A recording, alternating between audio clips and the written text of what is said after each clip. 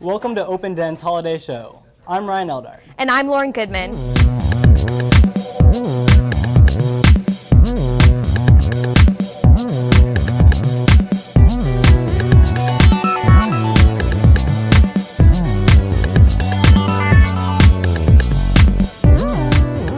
Sports have been very busy this year, and when they aren't in season, they're working hard as one team. Let's go to Karlina's sample to learn more about these Unity workouts. Every Wednesday, First Period Athletics comes together to take part in a workout put together by their coaches. We hope to accomplish unity in character and a lot of collaboration between all of the athletes and the different programs. I think that the more that we work together, the better off our program is going to be in the next couple of years. Early on in our hiring of all of our head coaches, we got together at the retreat and decided that we want to build as much unity as possible. And we want all of our athletes to be one pride with many dreams, much like our motto here at Reedy High School. Participating in these intense workouts allows for many students to begin lasting relationships and learn many lifelong lessons.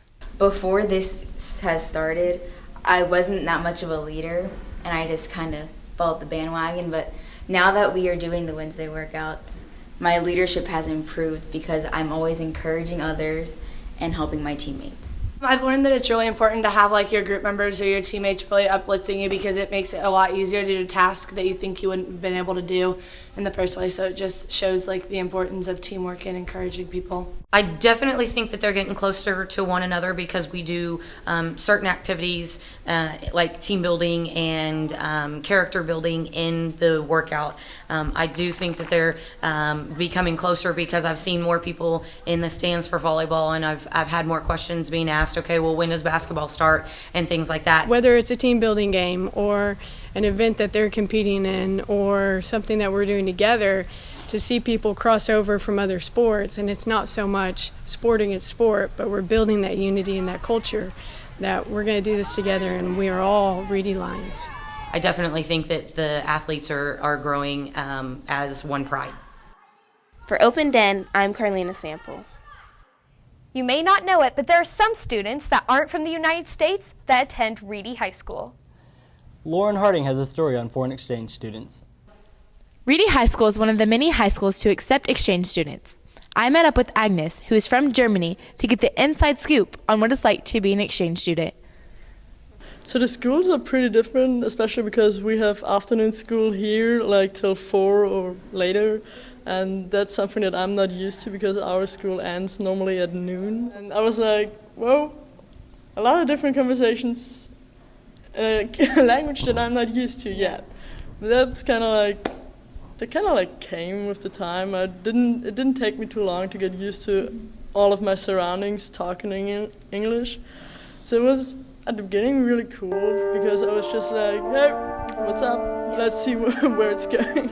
So it's really different, to be honest, especially the school. But I really like it here, and I really like all of my classes, so it's awesome to be here. We had to have an interview of my exchange program, and they were talking to me in English and showing that I would survive if I had to if you have to speak English only. But that wasn't that hard. It was basic questions normally. So you can kind of come here as an exchange student with not that much English knowledge and just communicate by non-verbal, just well, I'm here, let's go for it. For Open Den, I'm Lauren Harding. It's time for Open Den's fourth teacher feature. Seth Rowland brings us baseball coach and history teacher, Chris Cox. Coach Cox is one of the AP World History teachers and is also the head baseball coach. He enjoys his job and loves interacting with the students.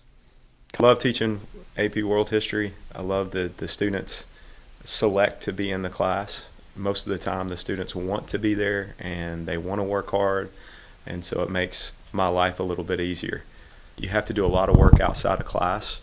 It's going to be a more difficult class than they've probably taken in the past. They are going to have to work very diligently. They're going to have to stay up with their assignments and their reading, but yes, they absolutely can do it if they have the desire to do so. I absolutely enjoy Coach Cox because he's the only teacher I've met so far that has let me joke about the bubonic plague and Genghis Khan in the same sentence.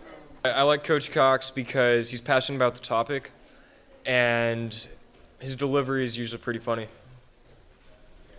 Coach Cox also coaches the JV baseball team here at Reedy High.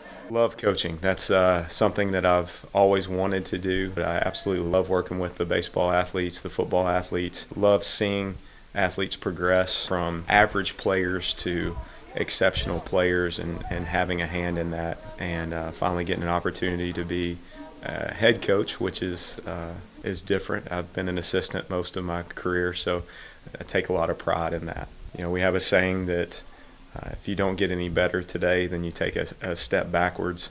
So you can't stay the same on a daily basis. You have to take a step forward and progress. And if you're not doing that, then somebody else is going to take your place. Coach Cox pours a lot of love and passion into his work, and it shows. With the holidays in mind, we can't forget about those who are in need this season. I went to the Small World organization to find out how everybody can get involved in giving back this holiday season. Every year, the Small World Angel Program assists families in need in the city of Frisco. This program provides clothes and gifts to children through donations from the community. We found out just how Small World operates and how they are making a difference this holiday season. It started with one of our elementary school teachers, and she started the Angel Program because she noticed that some of her students were coming back to school after winter break, and they weren't excitedly talking about what Santa brought them and all the gifts they had under the tree. And so she quickly realized that they needed help at Christmas time. So she and some of the other teachers at that campus started a mini version of the Angel Program, and word quickly spread to other campuses. And now it's district-wide, but that was about 16 years ago. I think it's very endearing to anyone's heart just because anyone who gets to experience this or be a part of it, it makes a huge difference in all of these kids' lives. Plus, you just get so much personal satisfaction out of seeing someone else benefit and be happy, and these little kids be able to get something for the holiday.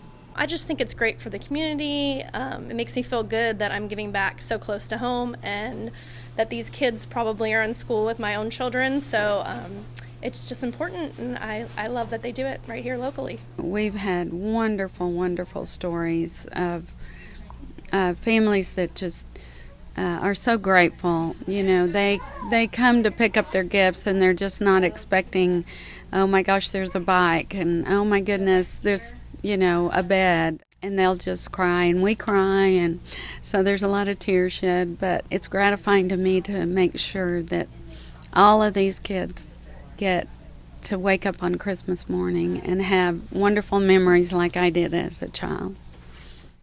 The Small World organization is an opportunity to spread joy and cheer. It proves that anyone can make a difference and embodies the true spirit of the holidays. From Open Den, I'm Lauren Goodman. Now we'd like to introduce a new segment that we think you might enjoy. Zak Denely will be presenting a commentary. It's about, well, it's anybody's guess. Hello everyone, and welcome to the very first episode of Backtalk. I'm your host, Zak Denely, and I guess this is kind of our holiday special too. Happy holidays, by the way. Happy holidays is, of course, the politically correct and non-offensive way to say, I hope you're having a good time during the season of my religious and or cultural holiday, but since I didn't say the name of the holiday, you can't get mad at me. Getting mad at somebody who wishes you a happy Hanukkah even though you celebrate Christmas is like going to England, driving on the right side of the road, and getting mad at the arresting officer because that's not how I drive. People have become so worried about offending others by wishing them to enjoy the wrong holiday that situations like the Starbucks cup controversy arise. You know, I think in the age of political correctness, we become so open-minded, our brains have literally fallen out of our heads. Well, I decided, instead of simply boycotting, well, why don't we just start a movement? So when I went in and I asked for my coffee, they asked for my name, and I told them my name is Merry Christmas. So guess what? Starbucks, I tricked you into putting Merry Christmas on your cup. Tricked? You didn't trick anyone. They just write what they tell you to. They get paid minimum wage. Yikes. By the way, according to an article on the Washington Post, the only people who really supported the boycott were a few Twitter critics. Mr. Donald Church says he doesn't actually attend Trump, and a student pastor from Sarasota, Florida. Sarasota is, of course, the setting of Breaking Amish Brave New World, the spin-off of Breaking Amish. In one of the more prolific cases of the so-called War on Christmas in 2009, Tanya Thomas was reportedly fired for refusing to say Happy Holidays, citing her Christian beliefs. Thomas says, "I hold my core Christian values to a high standard, and I absolutely refuse to give in on the basis of values. All I wanted was to be able to say Merry Christmas or to acknowledge no holidays." Mrs. Thomas sued her former employer, and although I couldn't find out how the case went for her, I can only imagine not well, as in within the United States it is entirely legal and acceptable to be fired on account of, say, not shaving your beard or refusing to wear a collared shirt to work. All in all, it seems in our pursuit of including everyone and offending no one, we've only given people something else to be mad about. And believe me, people will always be mad about something. For Open Den and Backtalk, I'm Zak Denely. Shoulda hit Kwanzaa. That's it for our holiday show. I'm Ryan Eldard. And I'm Lauren Goodman. From all of us here at Open Den, happy holidays. Dream on, Lions.